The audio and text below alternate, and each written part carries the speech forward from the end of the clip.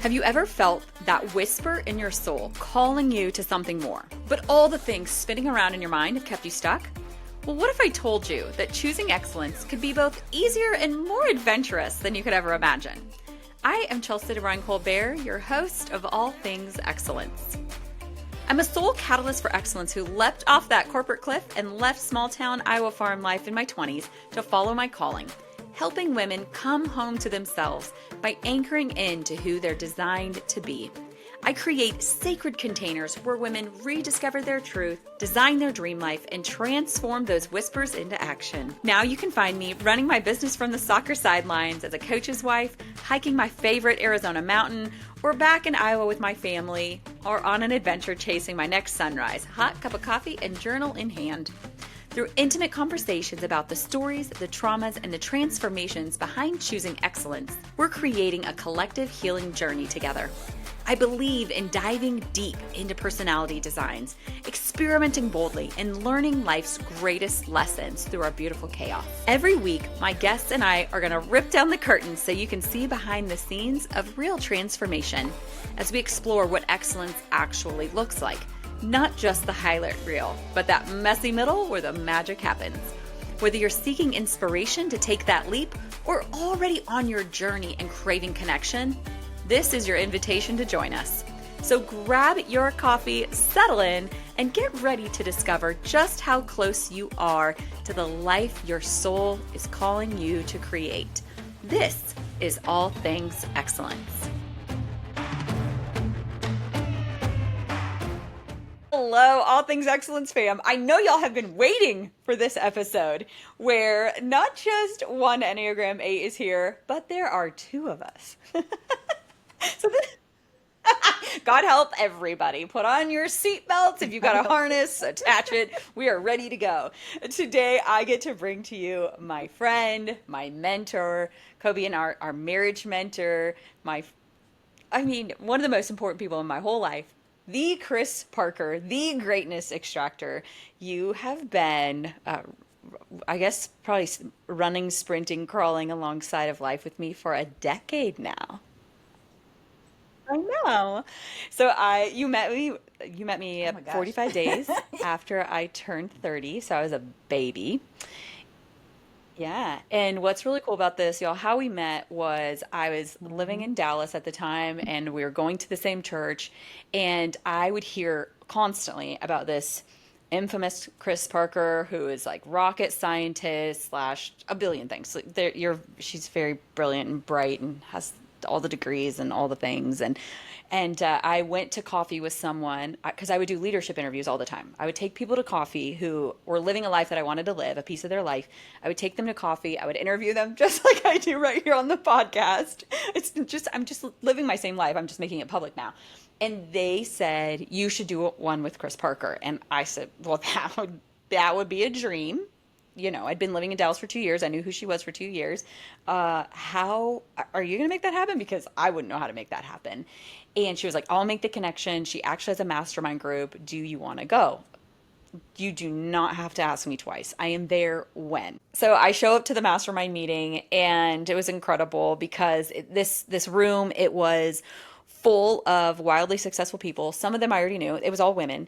And it was at the country club that when I very first drove into Frisco, Texas, 2 years, like 2.5 years prior, and drove down Legacy, I remember looking over at this country club and seeing it as one of the very first things I ever saw in Frisco and going, I belong here. Like, this is where I'm supposed to be. And so then for the mastermind meeting to be held there that day was just this biggest God wink of, like, you're supposed to be here. Like, you're meant to be in this space of women. Even though at that time I absolutely didn't feel that. I was 30 years old, but I felt like I was 12 years old. And these were women they were not just adults, but y'all were like wildly successful. And I knew who a lot of these people were. And I mean, very much, I think, as an Enneagram 8 as well, like I have high self-assurance, but I also am really grounded in reality of, like, I haven't earned the right to be in this room yet.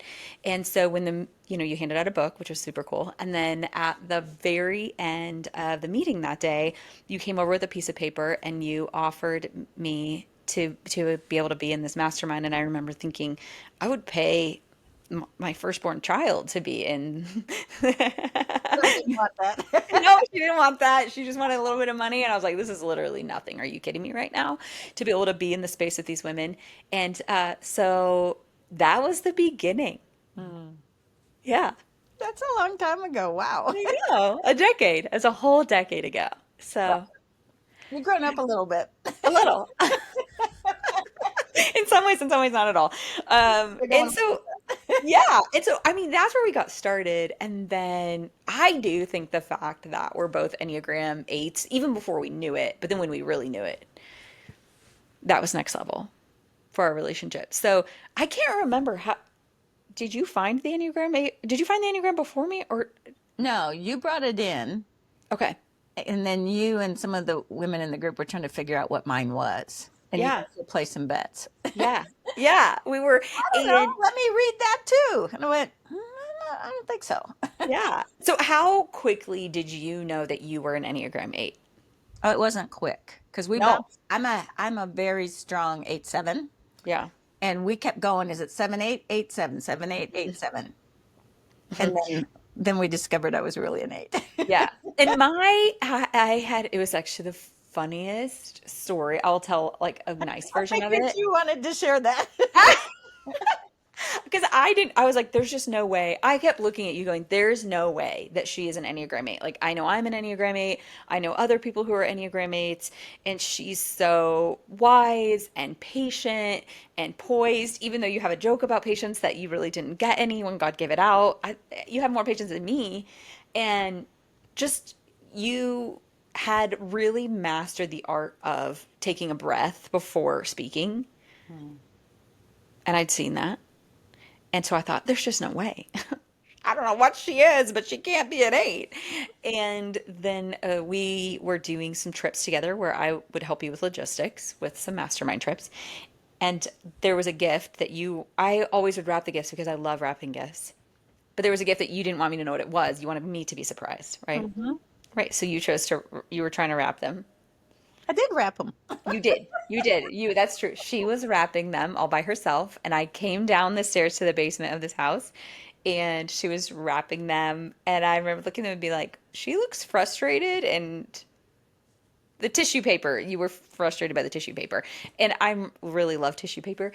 And I was like, oh my gosh. And I don't really know how to do compliments very well in general, but I was like, oh my gosh, it looks so good. And you were like, actually it looks like crap. And I was like, okay.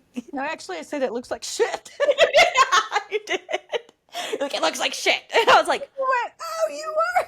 I think you thought I never got. I know. I just think Yeah. I'd never seen you lose your cool. I'd never seen you mad. And I think some people might be like, oh my gosh, okay, wow, I should walk away from the situation. I was like, oh my gosh, she's an 8. There's hope for me. Yeah. That Well, was a not cool every story. person that gets frustrated and mad's an 8, but that No. helps sift it between is am I 7-8-8-7. Hmm. So you can't Yeah. deny both of them. I'm Yeah. strong in both, but Yeah. there's no doubt 8's first. Hmm. And I got all kinds of examples that most people don't know what's going on in my head. They Yeah. only see how I've learned to show up. And I've got a few decades on you. So Yeah. I'd had a little more practice. And that was the hardest thing for me is because I think people do, I mean, even though I'm an Enneagram coach, I think people summarize Enneagram 8s by these crazy, unhinged, loud, rude people, and that's just absolutely not true. I think any Enneagram type can be like that. And this was early on, this was a long time ago, but I just had never seen that anger side Mhm. of you. So I just was like, I don't even know if it's possible. I guess I should have asked Randy. So we are both Enneagram 8s, but we're also both married to Enneagram 9s. Mhm. Yeah. So how being married to a 9, which if you're an 8 and you're married to a 9, that's the most humorous thing God does. Because you're probably more apt to have self control there than other places you don't have to because you chose to be under one roof. Yeah. Yeah. 8s are the most intense, 9s are the least intense. And 8s have the most energy, where 9s have the least amount of energy, but it's energy, not bandwidth. Like, let's be clear. Like, people bandwidth is actually very limited for an 8. So, how would you say, for you and Randy, like, how has knowing you were an eight and knowing that he's a nine, how has that helped you in your marriage in general? Well, let me tell you what it was like before I knew it. You know that day you never saw her angry or frustrated? He saw that a lot. And he still liked me. Yeah. He still kept me. So you Hmm. get to where you go deeper and go, okay, there's values we have in common, Yeah. and we're both better with each other. Mm. Yeah. But what learning what that was is I actually learned I was judging him inappropriately. Hmm. Yeah. Okay. Like, can't you make a decision? And then you learn, actually, that's really hard because they're looking at 500 perspectives, which I do too, really Yeah. fast. Just really fast. It just takes them a little bit longer. And so the Yeah. processing's different. And so then I was like, oh, I'm being kind of hard on him, Hmm. not celebrating who he is. So I would say that just gained understanding, which Hmm. gave me a little more patience. And then if I look at the patience you were talking about, is I didn't have it in places where I felt more responsible for that relationship with that person. I have a ton of patience with my clients. In fact, even yesterday Hmm. or 2 days ago with a client, that's I get that compliment a lot. They're like, "You're so patient," and I go home and I tell my husband, I said, "You're gonna crack up with this one." I get, he goes, "You're so sweet. You're so patient." He's like going, "I don't know that person." Who Once is you learn that? the difference, there's kind of like going, "Oh, Yeah. that person is there," but there's a different motivation for it, I guess. Mm. You know, I was just thinking, I don't actually even want to ask Kobe this. I wonder if they're ever jealous how much patience we dish out to other people. Yeah, I don't know if I'd use the word jealous. I would for if it were me in their shoes, and so I Yeah. know they don't feel this way. Yeah. I would be so resentful. Why do they get all that and I don't? My Yeah. husband's, he's just kind of like, that's just the way he goes, you do that really well. And I'm Hmm. sure there's times he wishes I did that with him, but Yeah. he knows that it drives me because I want things, I see the best in people and I Hmm. want them to be that best. Hmm. And he knows, I don't know why he knows it because it's not like I said, I just want the best for you. But he Yeah. knows because he's watched me be so patient with others and he knows that's why I'm doing it. He Hmm. knows that's why I'm that way with him. Yeah. But it's his gift, not mine, that helped him see that. So eight's core fear is being weak, powerless, underestimated, humiliated, vulnerable, harmed, being controlled. So not eights don't have to be in control, but they don't want to be controlled Mhm. or manipulated. Do you feel like some of those core fears play into that a little bit where it's also sometimes I wonder if the patience that eights have with other people is actually a lack of vulnerability. Whereas with our spouses who are these nines, we get to actually relax and lose it Yeah, and it be could be. vulnerable. Because Yeah. like maybe for I think an eight's vulnerability is losing it. They're losing their cool. Because we don't really get sad. We get Yeah. Yeah. mad sad, you know? Yeah. It's Yeah. more of a disappointment. In ourselves, Correct. right? Like Yeah. there was that I know you've listened to it because I forced everybody to listen to it, so definitely forced you to listen to it. Uh, there was that recording several years ago, back in 2019, where he said when an eight is betrayed, they don't look at that person and say, "What did they do? They were wrong. They hurt me." They look at themselves and go, "How did I miss that? I'm Oh, wrong." absolutely. Hands down, Yep. Hands down. hands down, right? Smarter than that. I'm better than that. How did I How get did I blindsided by that? how did I miss Yeah. Yeah. that, you know? And so I think that's part of that vulnerability for an eight is that everyone's like they're so, they keep it together and they whatever. And so it's if you get to see that's where people thinking that anybody running around being angry and unhinged is an eight. I'm like, that's actually not true at all. Mhm. If you know an eight and they truly are an eight and you get to see that raw, this looks like shit version of them, that's like I feel like that's a huge gift that says like I trust you with the unexcellent raw version of me. Yeah. Yeah. And the only person that sees that, let me back it up, more often is my Yeah. husband.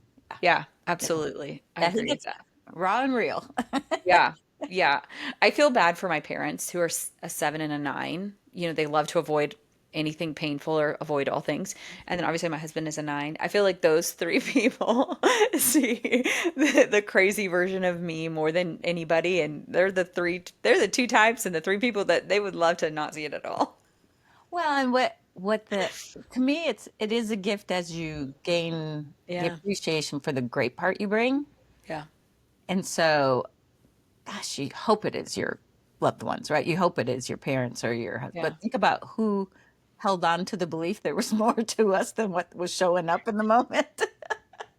That really was though the moment that you lost your cool over tissue paper was one of my favorite moments in our entire relationship, always will be, because I didn't look at that. Truly, I never looked at that as like, whoa, she just lost her cool. I thought, oh my, I mean, it was like the greatest moment of hope where I can get so emotional thinking about it now, thinking like, oh my gosh, like there will be a day like I can get there. Like Mhm. I'm not going to be too much unhinged forever. Like there's going to be a day where, I mean, people would give a lot to be in the room with Chris Parker. And so it was very encouraging to me. Thank you. Well, I think there's a part too because you had mentioned the fear. I think we Mhm. hold back too much in a lot of rooms for that. Yeah. And I don't think, I Hmm. do think people are hungry to see more of our real and raw. Yes, I do agree. Yeah. Yeah, because I think that what would you say that you think most people underestimate about an 8? Because Our Kobe was heart. Our our heart. heart. That's Oh, exactly what yeah. Kobe said. Yeah. It's our heart. I mean, I used to joke around and before I even knew don't speak these things over yourself. That I was an ice queen because it was like, and then, oh, Mhm. what, your one feeling, mom? And I'm like, are you kidding? I Mhm. have so much compassion, so deep Yeah. that if I let that up, I don't know what I could do with it. And so there's a safety in keeping that under Mm, tap, if I can say it that way. yeah. Because if you think about it, if people can't handle all of us when we're semi-filtered, Yeah. could they handle that much overflow of compassion? Yeah. It's weird to them. So, because I've watched it, like if I, as I get older, I really don't care even more because I kind of don't really. Because eights are born not caring. Yeah, but to clarify that, that doesn't mean Yeah. we don't have compassion. No. Doesn't mean we don't love people. It's just Correct. we're so strong in who we are Hmm. that whatever you say can hurt me, but it's not going to stop me. That's how we Hmm. project that we don't care. But do we care Mm, and can we get hurt? Absolutely. yeah. People miss up they don't think we have a heart because of how we come Yes. across so intense, but the reality is our heart is so big, it hurts tenfold. Yeah. It, like I used to say, it's not, you can punch me in the gut and I can stand against that. But if you prick me with a pin 1,000 times, Hmm. that can hurt deep. Yeah. So it's a Because different kind. It's that hmm defend kind of, put on my boxing gloves. I'm really good at that. You hmm prick in the heart, and hmm I got to keep that down here. I love because it's like it might hurt me, but it won't sway me. Correct. Like even if you hurt an 8, it's not going to sway them. Oh, I come on stronger Yeah. until I don't come At through all. that at Yeah. all. I, And I'll either I'll either come yeah. on stronger or I'll remove myself. But you don't get to decide that. I do. Yeah. I Well, think sometimes people hurt, but they're hurting to try and reject you out, and it's like, no, it's going to stay my choice. yeah. I think we watched, well, that was where I feel like you were the best mentor in the world for me in the last 10 years. Because in the last 10 years, like when you met me, my head was down and I've never worked harder in my life than I was working in that moment. And it was constantly, I was constantly being shoved down and pushed wouldn't even say pushed to the side. I was constantly being like deleted from my environment that I was in, and like I know you earned this, but no. I know you've earned this space, but no. I know you've earned this platform, but no. Constantly just being denied, which just made me dig in and work even harder and Hmm. achieve even more until at the day I just realized like there's nothing in the world that I can ever do to be seen and heard by this person. And this is not about me, it's them. But I was still so broken and so crushed. And like you were there to See pick you. me up. Yeah. Yeah. Yeah. And you were, very so like defensive that my core was always good, knowing like that the eight heart is always big. Mhm. Hmm. Well, So, and I think there's an element eight do. We're like that protector, defender. We look for that underdog person. So mm, when I look at it, I don't necessarily look for the person that way. I can sense that super fast and will yeah. empower that. But I also think an Hmm. eight can see when a person is getting suppressed. Hmm. Hmm. And we Hmm. see it when we try and empower and unleash, bring them back up. Like you said, it's not about us. It's like, I don't like any spirit that's being diminished, not just a person being bullied, if that makes sense. Yeah, So absolutely. when we can see all of a person, and I'll just speak for me, I can, I'm able to see all of that, Hmm. but the world isn't seeing all of that. And so Yeah. I can tell they're suppressed. I will defend the spirit of the person to be uplifted. Yeah. Because you've always taught us to speak to the 10. Hmm. So we call you the greatness extractor because your gift is absolutely seeing the best version of someone underneath whatever they're presenting in that moment. Hmm. And you've always taught us to speak to that, and you always have. Like you always speak to what you see. It's absolutely your gift. But you saying that, so before we hit record, I was telling Chris how I'm like, I mean, I'll just be honest about it. Like, I'm kind of a little annoyed about being so heavily pulled back into direct sales. That's just really where God's calling me right now. And I'm annoyed about it because I feel like it's out of my control. And I'm like, I didn't want to let it go, but I don't, like, I feel like I'm really supposed to put the like it's been in neutral, I'm like on a neutral on a hill going down, but I'm still supposed to put the gas to the floor and really go after it again. And I said I've been really annoyed about it, and so I've been having to dig in and do a lot of growth. And I didn't realize until we were just talking that I'm my Enneagram 8 growth right now is I need to go from being bottomless and like I will carry you to I will empower you to carry yourself. But I think a little bit of my thing with that is that you didn't you met me like and I was literally crushed into the crevices of the floor, and so I would never. It's like I almost go so far. Me being an extremist, imagine that an eight and an extremist. What do you know? It's like I have to go so I go too far with it, and I try and not just encourage people like you got this, but I'm like making sure I'm picking them up. Like, come on, you got this. And maybe it is in that Yeah. underdog thing. It is, I think it is connected to that because you want the best for them, but there's a point if it's Mm-hmm. costing the best of me and they're not moving with me, Mm-hmm. sometimes us keep moving can be a greater inspiration to them. In other I words, don't our think. Mm. compassion for the person to get there going, I can lift, I can lift, I can lift, but if they're not Mm-hmm. moving, I'm actually become not the strength is within them, the strength is within me. Mm. They can either move with me. Mm-hmm. So I got to get far enough away, if that makes sense, and say, Yeah. follow me, come with Yeah. me. But I got to keep living my life. I got to keep being my eight. Mm-hmm. So I can look out for the underdog. I can help empower. But at the end of the day, I don't help them in the big picture of things if I'm not still being my best me. Yeah. I feel like my little girl eight who had no control, and my little girl eight who was bullied so bad, who like carried the other three girls in the class that were bullied. I feel like that's really hard for me. Mm-hmm. Could be. Yeah. Because so when we were talking about it before I hit record and I brought this up, because I was like, tell me a book to read so I can grasp this a little better. Because you're equally as voracious of a reader as I am, actually, probably times 10. And if you can see, if you're watching the YouTube, you can see the stacks of books behind her. We share a love of that too. And so you had said, I said, I need to elevate my frequency from I will carry you to I will empower you to carry you, which was Mary Kay Ash. Like she was the ultimate I will empower you to carry you. She didn't carry anybody. She was, people, the Nelson Mandela effect, right? Like people think she was like this sweet, passive little lady. I'm like, she was not. And you said that you talked about leaders of leaders versus the leaders of a team. Mm-hmm. Do you want to explain that? So think of it. Yeah. With a group of people, someone always naturally rises as a leader. So don't think of an org chart, right? But someone's Yeah. going to make sure we keep moving forward. If everybody's okay just sitting in status quo, that's Mm-hmm. not even a team because there's no common thing we're trying to get better at or do Yeah. or influence the world in. Mm-hmm. Now imagine a whole bunch of those. A leader of leader is going to lead all those leaders. They don't Yeah. need to be in the day to day to lift that person up.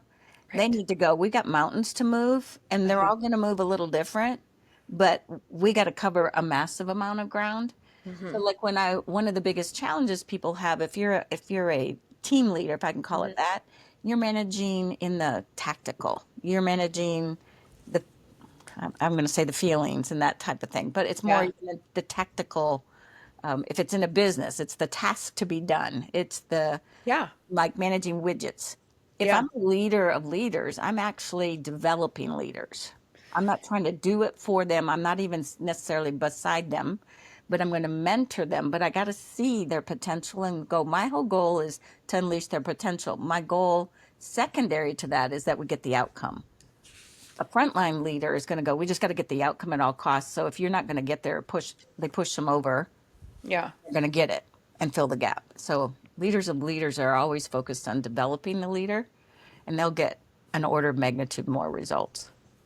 How do you remember in your life when you did that, when you pivoted from like I will carry you to I will empower you to carry you, or did you always have that?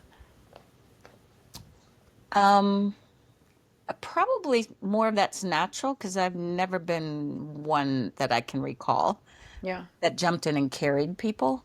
Yeah. I will say I may have stood beside, so there's a difference to me. Okay. I lead from beside or underneath or where you're sitting, right? I will Mm-hmm. stand beside maybe a bit too long sometimes. And Mm-hmm. there were times when I realized I can't want it more than you do. Mm. And I've Yeah. come to a point I want it more than you do, then I have to move on and you can Yeah. choose to gravitate with me. So I always think of this visual like as a leader, it's like my job is the vision, the bigger picture, I'm climbing the mountain.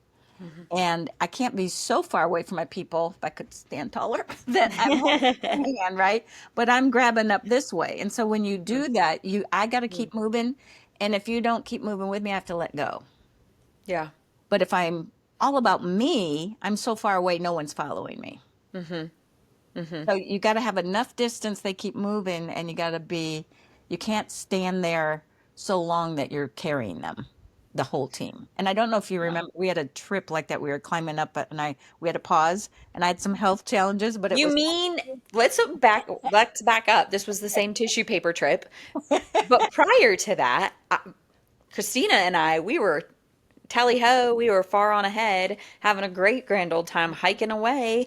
Christina and I were maybe in a little bit better hiking shape than most people on the trip, but we didn't even know or care. We were in our own world. And then Chris made me go to the back of the line of like 13 of us. yeah. So that's an Hmm. example. Same If you trip. use that, yeah, you and Christina were so far ahead, people can Hmm. be with you. And that could be okay if you didn't want to bring a team. Hmm.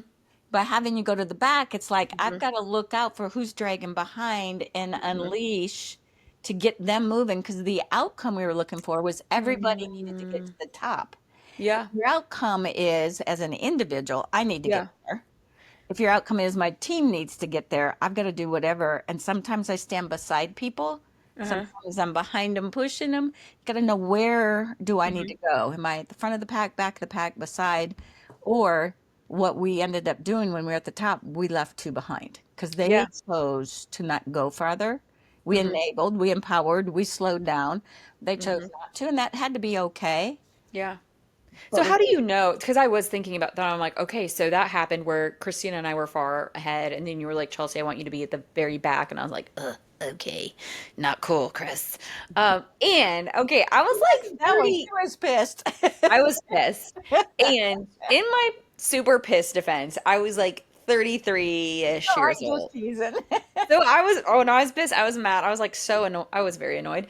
And I was also 33. So I look back, I'm like, okay, I was only 33. So I was definitely throwing a And I 33-year-old got to get fit. back here and all those old people in front of me that aren't Yeah, like safe. seriously, it is not my problem. Hmm. These women are not in hiking shape, okay? That's how I felt. And we were hiking the Devil's Bridge in Sedona, and it was breathtaking and gorgeous. And I just like could not wait to get there. So, I get to the back of the line. whatever, and I'm literally kicking rocks as I'm slowly meandering instead of hiking. And I there came a point though where about two-thirds into the hike when we had started to climb, where you are like having your own stuff Mhm. that you were climbing with, but then how do you in life and business get to that point where you go, okay, now I got to cut weight? Because when you said if it's costing the best of me, that hit a deep emotional chord because that's where I think that's where I get torn because I either completely cut bait and I'm like, I don't care, bye, see it, you don't matter, or I like I just did with my family who was here on vacation, am bottomless and endless, and I don't have an end to, like I can't even think about what's best for me in that moment because I'm so busy carrying everyone else. Yeah. How do you do that in your brain and assess and know when to shift and pivot? Well, it all starts with why are we doing this in the first place? Yeah. So, and then Yeah. I'm going to tie back to the Enneagram 8. We can push through whatever we decide to push through. Mm-hmm. I mean, I don't know Yeah. if you remember at that time, like I probably had pneumonia. Shouldn't have been at the You altitude we're sh at.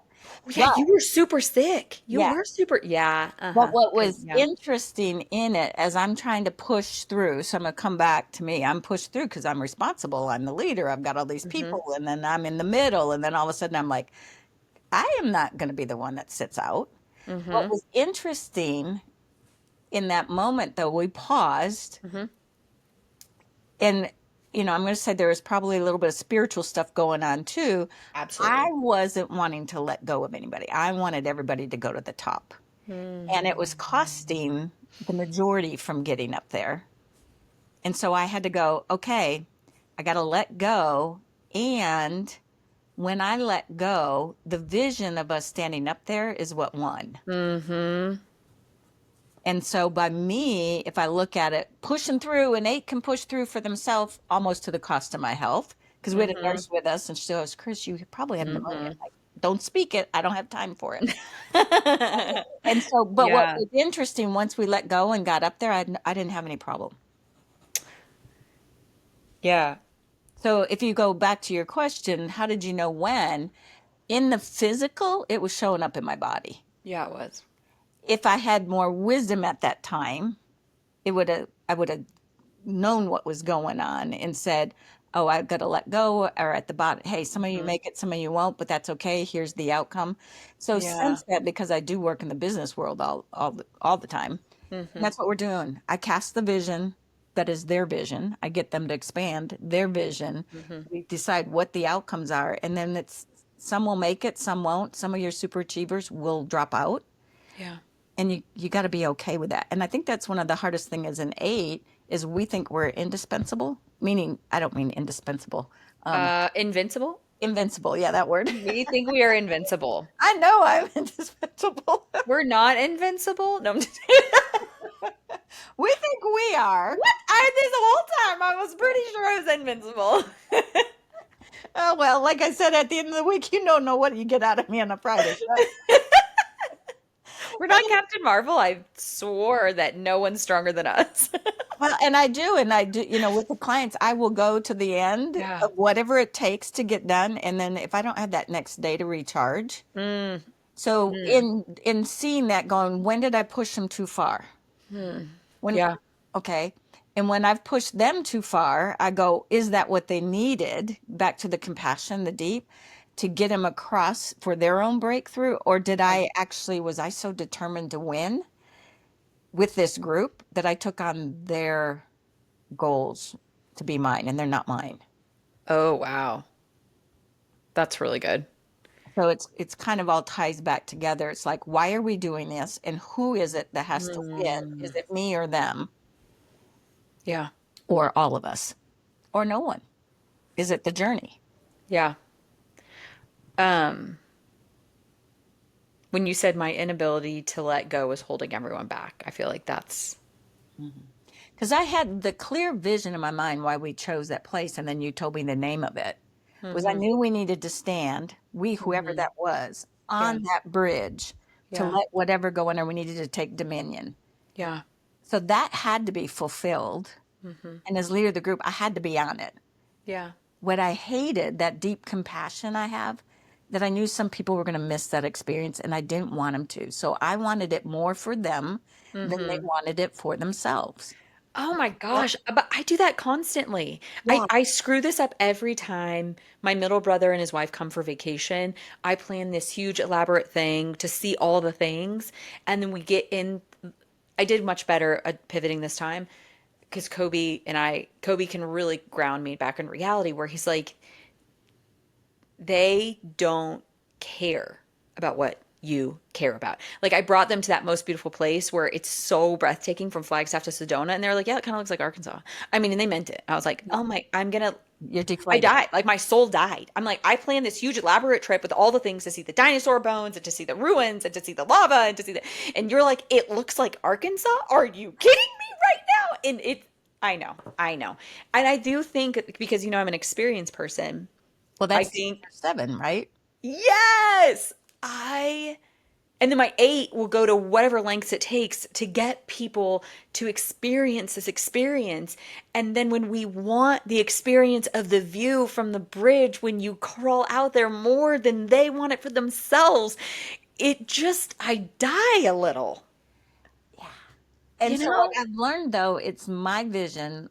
I'm wanting them to like. Did they create a vision and I helped create the experience for their vision?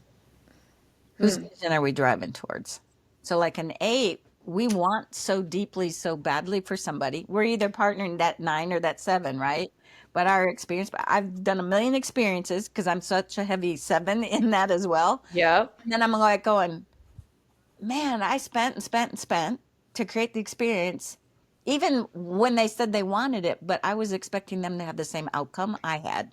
Yeah, like the same reaction, like the Yeah. same visceral, oh my gosh, this is amazing. And then Well, when they don't, I'm like, but here's the thing, they're not an 8. When we express it, it's like, oh my God, that's so amazing. They're going to go, yeah, that's cool. I know that's so hard for me because Kobe's like, when Yes. you're mad, you're mad. When you're sad, you're sad. When you're happy, you're happy. When you're, Yeah. like we're We just go so. like this. We go, they go, I and then I go, hey, that's so Randy, my husband. I'm like, is that a good thing? Help me with know, I this. know. Are we as Yeah. a kid to my Enneagram 9 dad? With us. Yes, as an Enneagram 9 dad, as a kid, I would be like, oh my gosh, and I'd be so excited about something, and he'd be like, yay, that's great. I can see myself standing in the kitchen at my parents' house as a kid, so frustrated because he was so Yeah, but they don't have that in, they yay. can't get there. That's just, Yeah. they're just not wired. Their amount The of, intensity? it's like this, and it's like, boop. We're like, but they get the 10 at both extremes.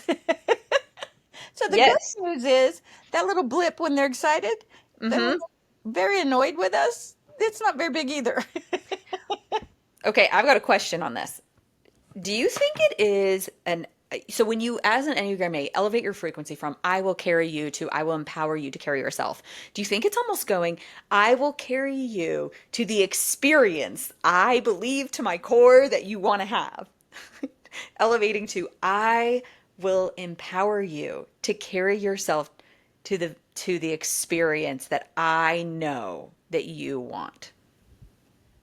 That I know you want. Like I really know you want versus like I'm going to carry you to the experience. I just know like you might not even know that you want this, but I'm going to carry you and when you get there you're going to be like this is so awesome. Yeah. But elevating your frequency as an 8 goes like I know you, I know your guts. I've taken the time and I'm going to empower you to go after the life of your dreams, not of what I think your dreams should be.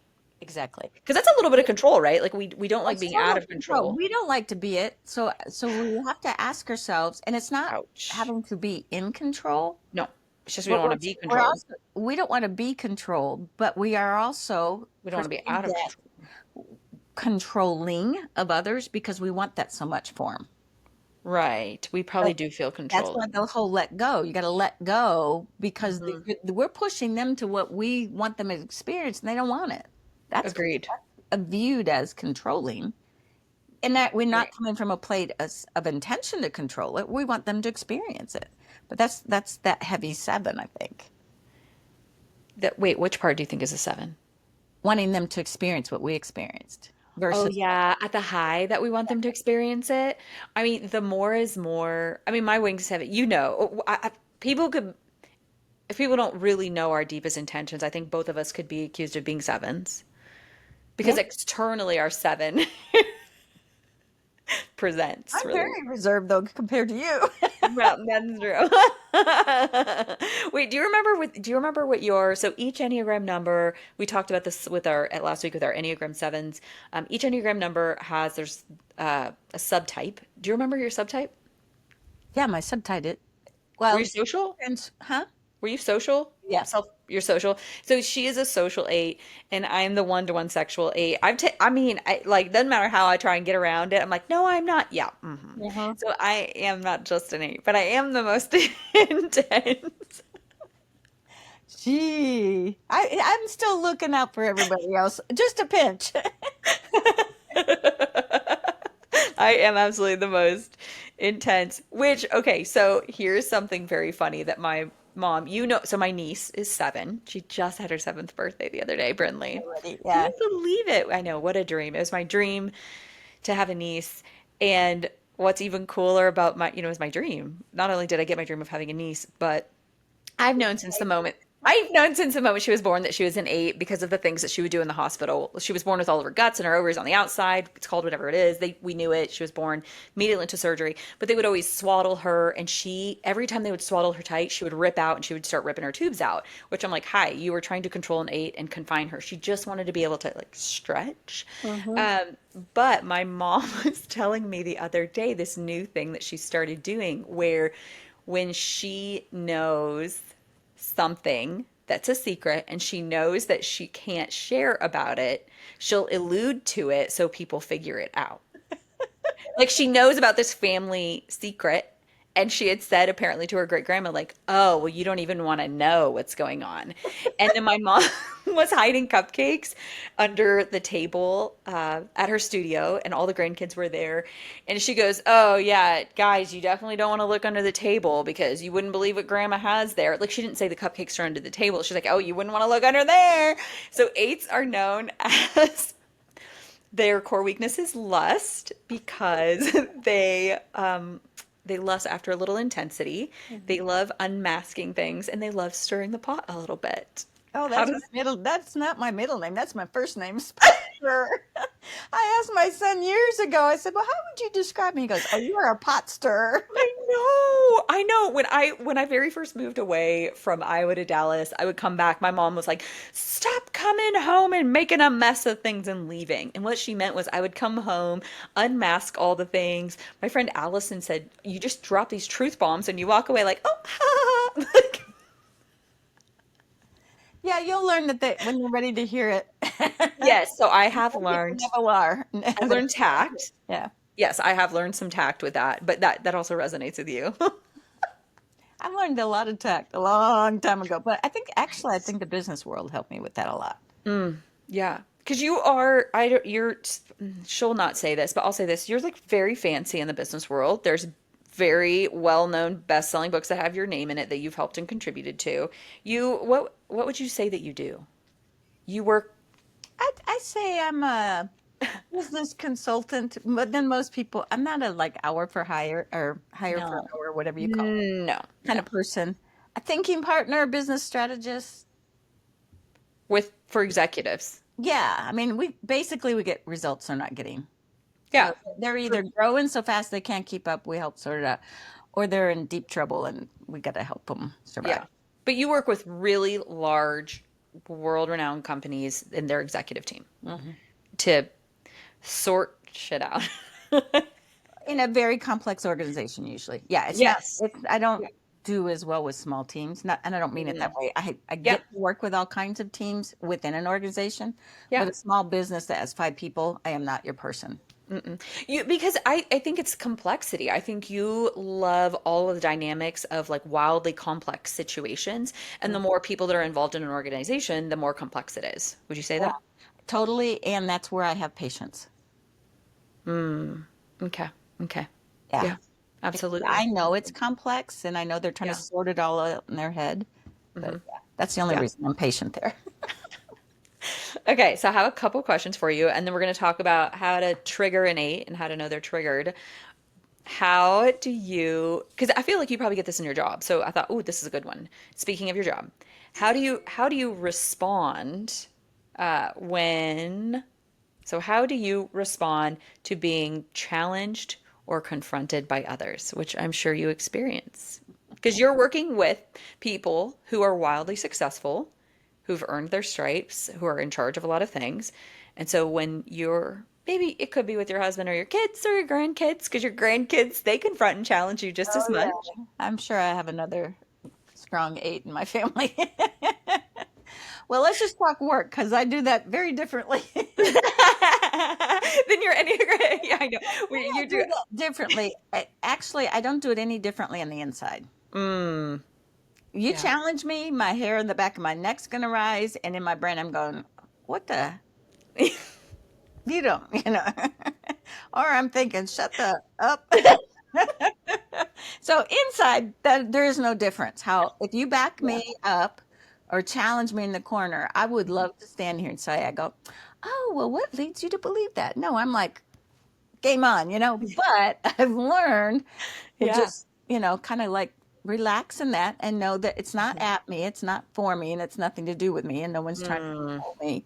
What I've learned is all about them. hmm 9 times out of 10, they don't understand or they're not open to hearing. So I mm, say things like, well, how's that working for you? hmm Or that's an interesting observation. Tell me more. So you've learned to ask questions as I opposed to just ask tell questions. them I to, do not try and convince. I right? am convinced you can't convince anyone of it anything. I am convinced you can ask the right questions for them to go, hmm. And then Mm, I go, are you willing to consider? yeah. And then Yeah. sometimes, but the body language gives me the clue what is the type of question to ask. I feel like that is, of all the things I've learned from you over the last 10 years, that one might be the greatest one. Where I think before, when I saw, because eights also, they're, the reason eights are unmaskers is because they just see the thing. Mhm. They see what other people don't see. They see all of the holes and the pitfalls, which is why I think, I don't know an Enneagram 8 that doesn't have strategic really high in their strengths finder. Mhm. Mhm. It's there. You know, it's there for every single one of them that I've ever seen. And even in reports, it's known for being really, really high because they just see the things and then they speak to the things. But I've learned from you that just because I see the things doesn't mean I need to speak to the things, but I can ask a ridiculous amount of questions to help that person unmask it for themselves Yeah. or to realize they don't want it to be unmasked. Yeah, and that's what I'll say. Yeah. Eventually, I mean, the body language will tell you because, they're just like, and I'm like, I said, so basically your mind's made up, Yeah. you know, or basically you're saying you don't want to change. And that's okay. I'm okay with that. I Yeah. don't, but you Just need to own say it. it out loud. Yeah. Hmm. And I go, Yeah. okay, then what are you willing to do? Or what are you willing to see? Or where are you willing to start exploring? But Yeah. you find out if they're not going to move, I can't move them. Yeah. Just like no one's going to move me if I don't want to move. Yeah. But I agree with you that I don't think it's possible to convince anyone of anything if they're not open. Mm-mm. So what's the point? No, they don't want to change. Change Right. requires, you Yeah. want something different, it requires change. Even if you think, and then my favorite line is, even if you think doing nothing will give you the same result, it won't because the rest of the world's going to keep on changing with or without you. So you Mm, decide you want less or you want more. You don't get to stand still. that's so true. That's so true. So my next question is, how do you navigate situations where you rely on others and how does that feel? Which it makes me think about the fact that I got hit by a car 2 weeks ago today, sitting at a red light. Girl bangs into the back of me. She was looking down on her phone, teenager. I felt bad for her because I'm like, oh, that had to be a shock to you because I watched you come at me for 10 seconds. So you were shocked. Yeah. But now it's, I'm at the mercy of her to be able to get my car fixed. And I'm like, how does it feel? Terrible. But for you, how do you navigate situations where you have to rely on other people? And how does that feel? Well, the reality is, I always do for every day in all my life. I rely on Mm. other people. There's nothing I can do by myself. Hmm. I mean, I Yeah. rely on God to give me another day and another breath, and Hmm. so I think it's a false sense of thinking we can do anything all by myself. Oh, But so you feel like I, you've come to terms with that? yeah, but I will tell you, there's some things I'm going to do 99% by myself.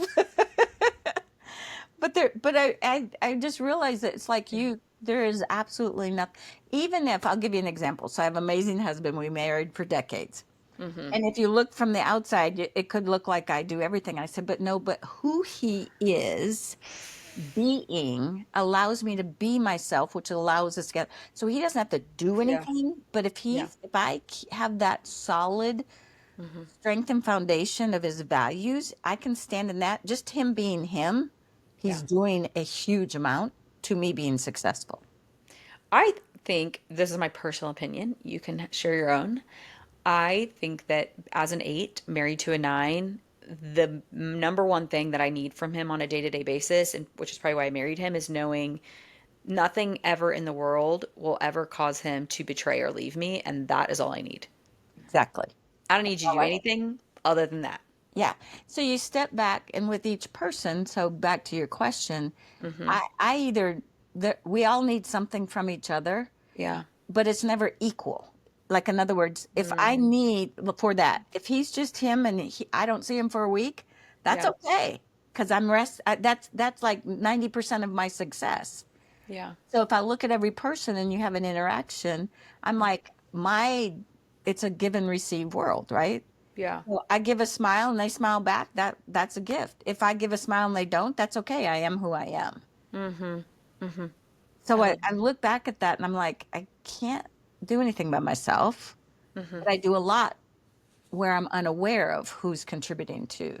For example, I can't get there on time, but I can leave earlier in case something happens. But I still might miss my flight. You know what? There's certain things that are just out of your control, and what I realize is most of Mm-hmm. life is out of my control. Yeah. When do you feel like, do you remember an age period where you learned that, where as much as an eight, the last thing that you want is to be out of control, so you try to be in control of all your situations, and then one day you wake up. I feel like the older I'm getting as an eight, the more I'm realizing I know nothing and I'm in control of nothing and I'm just along on this ride. But when do you feel like you realize that in your life? Like, was that, because there was a time period, was it about 7, 8 years, where you were just in a season of a large surrender? Yeah, I would say it was way before that Yeah. because I travel, even, I had young kids since my Hmm. son was like two. I traveled all the time every week. And I tried, Around the world, not the state, yeah. the world. So I might leave on Monday and come back on Thursday, or I might be the next week. And we had two children. So my husband, and people would go, and I'm a lot older. So that wasn't common for women to do that Yeah, at the age they at that were. time. And they would go, well, who's watching your kids? And I'm like, well, I have an amazing husband. What do you mean? And then the more we talk, I go, oh, what you're really telling me, because they were just like, couldn't Yeah. understand. I said, is that you would never do that for your wife if she was the one her career. And they would just, that's an eight, right? Yeah. Yeah, you're like, I'm just gonna rip the mask off of your judgment right now and throw it right back at you. That's Yeah. a very eight right Yeah. there. And they're like, oh, no, no, no. And I go, well, but you wouldn't. And that's okay. But it Yeah. works for us. Hmm. And so when did I start becoming aware is when I came back and I kept going, well, what they eat and what they do. And I was in Mm. actually my first learning development, and it was with Tony Robbins. And I don't even remember who the speaker was, but I became aware in that 3-day event that if if I care that much about it, I need to be there. If I'm not going to be there, then let it go and surrender it to whoever's in charge. Agree. And so when I finally told my husband, I says, I know you're not going to let our kids starve. And if I'm that worried about what they're eating, I either need to prepare it beforehand or I need to be home Hmm. and cook it. So Hmm. let it go. And I was in my probably late, I was probably in my mid 30s, mid to late 30s. I'm trying to Yeah. think how old my kids probably were, but somewhere in the 30s, Yeah. late 30s when I figured that out. It's like, if it means that much to me, be there and do it. If Yeah. not, let it go. It's not yours. You, you, Mm. de- you delegated that off to somebody else by not being Mm. That's good. there. I don't like it, but that's good. Yeah. Yeah, I don't like that with all things, but okay, so along that lines, one of the most common conflict activators or triggers for an Enneagram 8 is when others are not taking responsibility for their own behaviors and actions. Yeah. Okay. And your question is? Yeah. Yeah, how do you feel about? Do you feel that that's true, that it will piss you off if it's called a lack of accountability? I mean, I think maybe I said this to my assistant a week ago. We had some technology issues. I said, there's nothing in this world that will make me furious quicker than a lack of accountability. Mhm. If you messed up, just say you messed up. I don't care that you messed up, but I do care if you own that you messed up or not. Yeah. Yeah. I would say it's that, and I would combine that with don't lie to me, which Oh, which goes together because that's a betrayal. yeah. It does, yes. Because they're So not taking responsibility, they're lying, they're deflecting, they're throwing it on somebody else, passing the buck, whatever. it's related, but it might not have Mm-hmm. been clear expectations and accountability. Mm-hmm. But if I ask you, even if you go, "Oh, I didn't know that," Mm-hmm. and then okay, I'll make sure it's clear next time. I don't Yeah. have a problem with that. But if Yeah. if I ask you and you just come and say, "No, I did it," and you didn't, instead of Yeah. just saying, "I didn't know that was important to you," Yeah. Well, so another thing that pisses eights off is others not being truthful, direct, and straightforward. I don't care that you messed it up. I don't care that you missed it. Just be honest about it. yeah, yeah, Yeah. Because then it's like, I can't trust you with this thing anymore. If you can't own it, I can't trust you. And if I can't trust you, like, this ain't gonna work. yeah, and it's a trust not in their well, if they're lying, it is a character issue. But if Hmm. it's I can't count on you to do it because you didn't know how, then just tell me you don't know how and you got to go learn. Yeah. Yeah, so just be straight. Mm, I would rather know that someone is incapable because they don't know how than them lie and then try and figure it out and mess it up. Just be like, I actually, sorry if you thought that I did know how to do that. I actually don't know how to do that. Yeah. Okay. And then we'd go, okay, how much time do we have to learn that, or do you want to get somebody else? But it's Yeah. back to I'm counting on Mm, it being able to be delivered. And if I can't count on you for that, yeah. Agree. then it's trust broken. But I mean, one of the beautiful things I get to do is work with people on trust a lot of times. Yeah. And it's character and competence part. Hmm. And to me, it is a character element if you won't be vulnerable enough and be straightforward Mm. about what you can or can't do. Do And you it's think it's a self-esteem thing?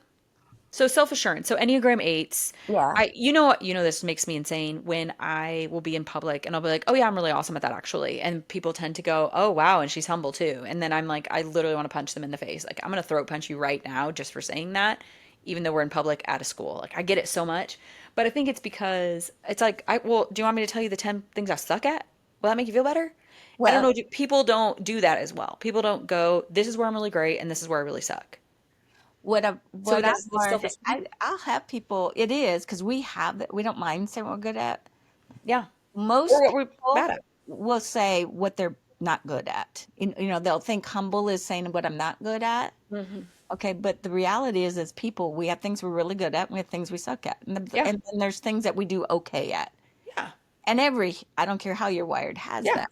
And what's interesting is one of the most uncomfortable things that I have people do in the business world is to tell everybody in their peers what they're good at.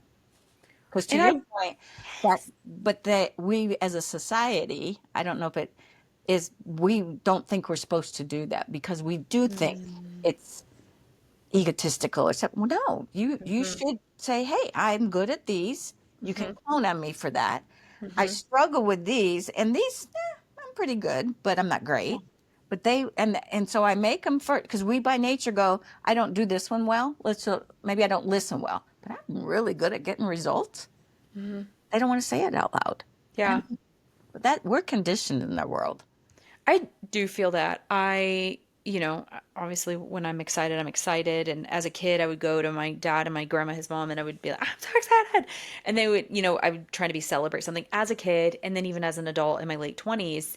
And they would go, oh, that's good, sweetie. But like, you need to learn how to be humble. Like, I remember standing in my house. It was in my house that I owned. So I was probably 25, 26 years old back in Iowa, and them being like, within a 5-minute window, both of them were like, that's great, but you need to be humble. Both my dad and his mom, who I look up to so much.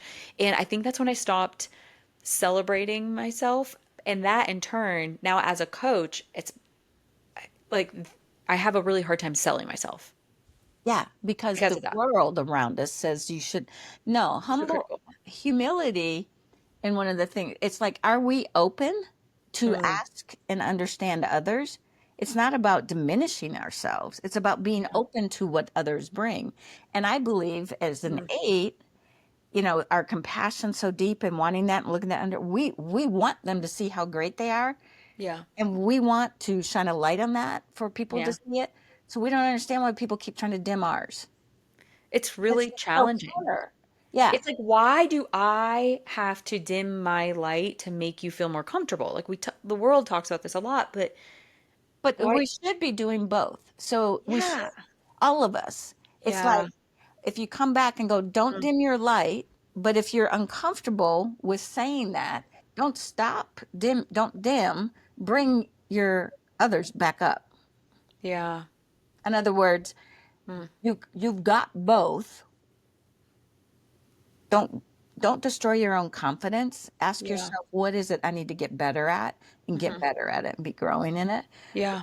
Don't shrink this down. But it's kind of Yeah. back to, we can overflow a room or a space, and you want to be Yeah. aware of a space so that they can hear you, Yeah.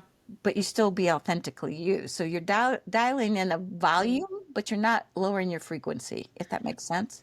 Yeah, I feel like that was the greatest growth that I had to do in marriage, especially being married to an Enneagram 9, was I would say like I was taking up all the space in the room and I had to learn to create space for him to step into.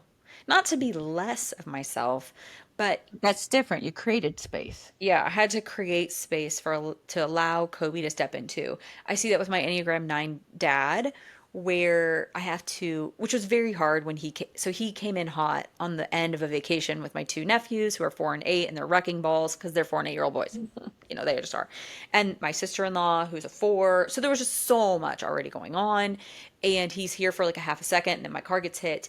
And normally I work so diligently to create so much space for him because he just doesn't get that at home. There's a lot going on with a lot of family members all at once. They all live there. And so he comes here and it's this place where there's so much space created for him, quite literally, like asking a question and allowing 30 seconds, 30 minutes, Mm-hmm. 3 hours for him to respond. Which, then he did not get that when he was here this last time. And I think that was really hard for him. But the flip side of it was cool to see how much it means to him because he does normally get that. And I think that as an 8, and that's where I think people go like, well, why do I have to be less so they can be more? And I don't ever feel that, I guess, with my dad and Kobe. I feel like, oh, what a gift that, sometimes we've talked about this. It's frustrating to have all the tools, right? Why can't they have the tools? But I do think it's a gift.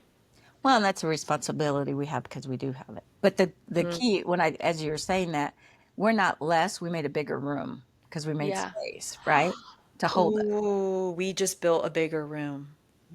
Oh, that's so good, Chris. Write it down and tell me Yeah. later because I'll Yeah. We make a reel out of that. We didn't actually become less in the room so they could have space. We made a bigger room so they could step into it. Chris Parker, always the good stuff. All right, so a couple things. When we're pissed, we synthesize information quickly and act decisively, and there's a surge of anger that feels like fire in the gut, and it needs to be expelled immediately. Mm-hmm. What Hmm. about it? How Yeah, do you're right. I Yes, don't hesitate if you're asking that question. yes. The answer. So do you resonate with that? Yes. Yes. Okay. Which is why I think the number one need of an Enneagram 8 is containment. Do you remember when I very first in John Townsend, I learned about the human need for containment? And Chris was like, I don't want anyone to contain me. And I was like, no, be a container and hold their crap. And I learned to just process it out, but it took a lot longer than dumping it. Yeah. Yeah. I think 8s need a lot of containment. And I think they need a couple safe people in their life that can give that to them. Well, and it's back to, you're not going to judge me for it, and you're not going to remember and hold me for it. Oh, I remember Yeah. that time 10 years ago you said this, Yeah. and you're a horrible person because of that. And I'm like, Yeah. I did what? What did I I don't say? even I don't remember what I did. Kobe did say this about 8s, so you'll tell me if you think this. Kobe said when we get so mad so quick and so big, but then we also get over it and forget it even happened quicker than anybody else. Hmm. Yeah. You feel that? That's that surge. Yeah. Because Yeah. if not, it sits and simmers and wires in everywhere, and I don't want it wiring. So get it out of your Yeah. body. Just explode and go about our day. And then poor people you just exploded on. So yes, I know, bodies in the wakes. I I, pray for them every morning. I don't have near the ones I used to. In fact, I Yeah. hardly ever have them now. Yeah. But Yeah. what I also learned because of who we are, and I'll use my husband example. He always would say, "I live vicariously through you," because he knows he's not Mm, wired that way, but hmm. he's attracted to that, so he doesn't want that to be less. Yeah. But in the same token, he probably doesn't miss the fact I used to unleash some of that on him. Yeah. But if you go too long without it, you can almost have a dullness. So Yeah. you I still think there's a have a pressure spark. cooker. Yeah, there's Psh, a psh. spark and energy. So we've learned for us, how does he release a little of that versus wait till it's an explosion? He Yeah. hasn't learned that. I've learned how to give it, or he learns how to Yeah. go. He's become an incredible listener and asker of questions, which he never did before because he probably really didn't care. And there's Yeah. times I go, "You don't really care." And he goes, "No, I want to." I said, "No, what you want is you want to see me unleash that so that Mm, you like being around me." yeah. He's Just get not it out. Get it over with. my words. Yeah. So. They are really good at that. So when, this happened and everything went absolutely sideways on our family vacation, Kobe did come to me and go, "Do you want to go? I'm going to walk Chloe. Do you want to go for a walk?" And no, that's a lie. Actually, I was fuming with my mom in the backyard He about it. said he made a walk. I was so mad. And then I come in the house and I'm like, "Where's Kobe?" And Amber was like, "Oh, he took Chloe for a walk." And I was like, "He went for a walk without me? Are you kidding me? I need a walk with the dog more than I need anything in my life right now." So I go the opposite way of the usual walk and I go find him. And we had two more corners to go and we dropped Chloe. He goes, "Should we drop Chloe off and go for a walk?" And I was like, "Yes." We saw parts of the neighborhood that night we have never seen. We walked for over an hour. Oh my God. At a very fast rate because I had so much to be upset about. And it was really, I think I was just a bomb because there were 22 tiny itty bitty little things Well, you that had contained added. it. You contained it instead of releasing it, so it exploded. Yeah. Yeah. And so then he let me explode it for the whole walk. And then I walked in. I apologized to everybody for being a raging lunatic who was super rude and abrasive. And then everything was great. I mean, I don't know. Maybe they're all going to therapy about it, but I'm good. Ooh. Well, that is the hard part. We do get over it so quick, but we leave Yeah. scars. Yeah. I know. I still feel really bad. I mean, I kind of I like went ham and bananas on my dad a little bit, but which he never gets that version of me. Like he just doesn't ever see that because yeah, Well, and the thing is, we're human too. So yeah, it's how frequent. And the other part is yeah, sometimes because we can push through a lot of that and be all that, whatever, yeah. we actually unintentionally, I created an environment where my kids thought they couldn't mess up because I was just going, burning and going and burning. And, Oh, and you looked too invincible. Mhm. Mm, So when we have those vulnerable moments, as long as they're not all the time, they see that everybody struggles with that, no matter how we're wired. I think that now talking about the leadership thing, right? Me kicking and screaming, going back full force, going back. I never wanted to leave. I just didn't want to go full force back.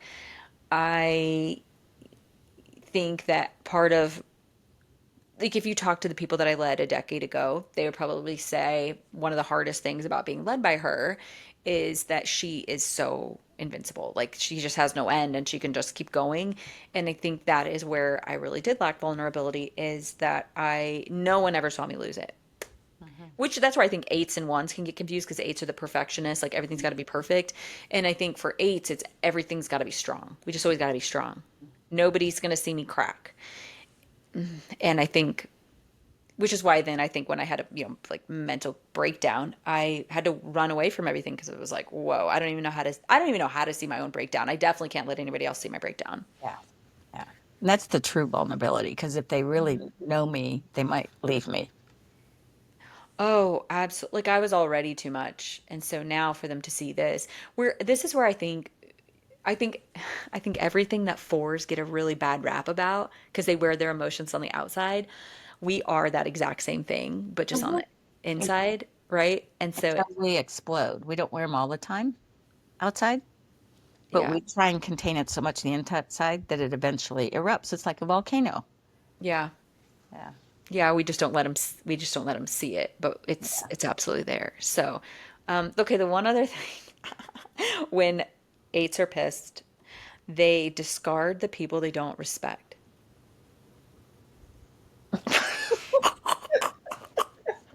I don't discard anybody. We don't delete people. We don't delete people. We don't delete people. Okay, so when Christopher started mentoring me, I would be like, "Oh, I just delete them." You know what I mean? Like, bye, delete. And you did not like that. I was just like, delete. No, you can't. You just don't spend time with them.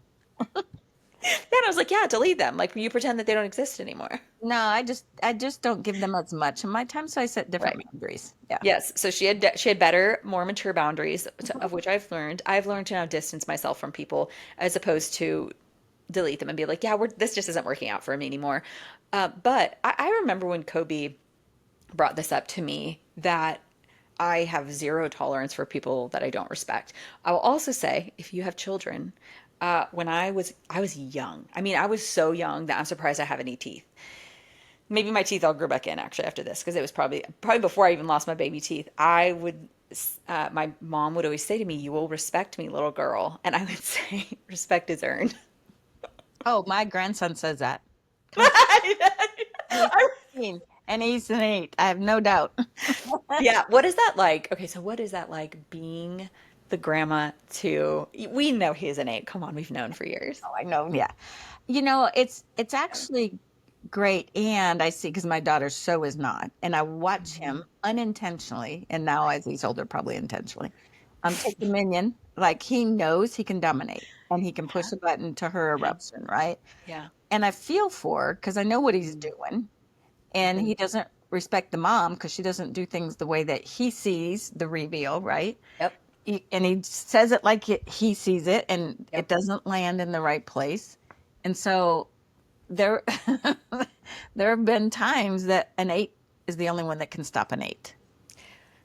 I we My 4-year-old nephew that was just here, he is I'm going to say he's a trip. I he is he is insanely charismatic and insanely intense all at one. I see the anger surges, and he is very he's a really big challenge. And I will say he's a big challenge because if you choose not to be consistent with him, like Kobe and I are on our walk and we're talking about him. And Kobe had a collection of toys at this point of his that he'd taken because he'd been throwing them, which normally if he throws a toy and it breaks, his parents buy him a new one. And Kobe's like, not only am I not buying you a new one, but I'm taking this one. I found Kobe, I think, would make a great dad. I think he's learned from me how to stand firm. And I think so. I mean, I know I have a line, and I know the line, and I know not to cross it with Kobe. And so we're on the walk, and I go, "Oh my gosh, do you think that Barrett could be an eight? Because it is so obvious the people he doesn't respect and how he walks all over them." But Kobe and I, we got really hard on him, very consistently hard on him while he was here for 9 days. And he lovingly called Kobe the scariest uncle and the best uncle. Like, it's like the harder Kobe was on him, the more he loved him. Well, because they're pushing for where's the boundary, and then they gain respect for you because you will draw the line. Yeah. I was that way growing up. No doubt you were. My grandson's that way too. And so when Yeah. someone can't hold that firmness, Mhm. it's almost like we don't care where it is. I mean, we do from a character. So when I say I don't care, it's not like I Yeah. predefine you have to do it this way. But if you do it this way today and this way today and it's like all over the map. Yep. I can't. So There's no respect. Like, you lose respect for well, them. consistency is needed. Yeah, eights thrive on. I think everyone thrives on consistency. Kobe said in one of his psychology classes for education, they said if you're gonna be a bad parent, just be a bad parent every day. If you're gonna be a good parent, you got to be a good parent every day. Mhm. And I think that part of eights respecting people is people who are consistent. Like, they know it's like you can They know depend on what how they're to gonna show up. expect. Yeah, I can count on this. I don't have to agree. It's not an agree or disagree. It's consistently, I know who's showing up. Yeah, I don't like I don't think anybody likes this, but I cannot do people where I don't know if they're going to be happy and fun or a raging lunatic. Like, I don't like that. That makes me feel very, And no I one guess, does. out of No. control. Nobody likes it, but like I'm like, oh, I can't do this. Yeah. Yeah, you'll exit left. Yeah. I exit left. Yep. Yeah, off ramp super quickly. So, just a couple points of how do you actually get along with eights, guys? Stand up for yourself, be confident, strong, and direct. We know we have a strong exterior, but know that we have a tender heart. Acknowledge we're protective and providing. Do not flatter us. Do you feel that? It makes me insane. Like when people start flattering me, I'm like, why are you doing that? That's so gross. Yeah. I know I'm I awesome. call it blow smoke. Blow smoke. Stop doing this. Blow smoke up my. Like I don't need compliments. Like I don't feel loved when you give me words of affirmation. I'm like, why are you doing this? I feel manipulated actually. Yeah. Yeah. We can speak bluntly and assertively. Don't automatically assume we're angry or attacking you. We're just, We're direct. yeah, we're just, Direct forward. Yeah. and sometimes we're a little bit more because it's like if you're tired. Mhm. Yeah, just a little bit tired. So eights, when they feel safe and secure, they go to a two. They're very helpful. Good boundaries are bad boundaries. We've talked about that with me today. I'm going to learn how to be a better boundary leader. And when eights are stressed, they go to a five. And we like to shut out the world. Hmm. Yeah, and Because that's how we research. get back to being ourselves, our best person. Yeah, research. We're just a little recharging. So, okay. So, is there anything you wanted to add that you can think of? No? Okay. So, how we end every single Enneagram 8 or Enneagram episode is what advice do you have for those who have an 8 in their life? Adult or kid? We both have a couple 8 Yeah. children. That's a good time. Well, in the bottom line, we're all kids inside. Yeah. So one of the things that really affirmed for me with the eight is it is that innocence of the child inside. Mm, And so if you have an eight inside, just there's a kid in there that's just dying to be seen mm, for who they are and not for who the world's expecting them to be. So mhm, my advice to you is they may be annoying the heck out of you and everything. Take mhm, time to see the part that you cherish in them. mm. And you don't even have to give that compliment to it, just honor it. Yeah. Ask them to contribute with that Mhm. versus trying to shut down what they're bringing in. Because they're just like anybody. We want to be seen, we want to be heard, but we do not want to be forced to be who we're not. And I think so. They say eights are born as little miniature adults. Like we kind of just come out of the womb as adults. And so I I think we've talked about this, so I think you'll agree with me that eights can be kind of aggravating and annoying as kids because they're pushing all the boundaries constantly. But what they're doing is they're trying to figure out how safe am I with this person and can I relax and just be a child? Hmm. Or do I have to be the adult here too? Yeah. Yeah. And I think that's why like I clung to my grandma so much because my parents had a lot going on. And so I think I always felt like I had to be an adult around my parents. Whereas with my grandmas, like I knew they had me. Yeah. And not that my parents didn't have me, but they just had a lot going on. Yeah. We've talked about that. Yeah. And so let the I think an actual child eight, same with an adult eight. They just you need to help them feel that they're safe, that they can be a kid. Yeah. It's okay to be a kid. Mhm. Now, what permission would you give to your fellow eights? Permission. Oh, don't hold back. Hmm. And when I say don't hold back, don't be a pain in the rear. Take a moment and look at the other person and go, which part of me, the best part of me, will they want to be a part of or experience with me? Mm. But I'm a heavy seven, so I'm about experience, right? But it's like I want to go, who of me can I give them versus who of me do I hold back? Mm. Yeah. And if it's costing the best of me, Well, yeah. jump Well, ship. in fact, I'm not going to let it cost Yeah. the best of me, but I would say permission is Hmm.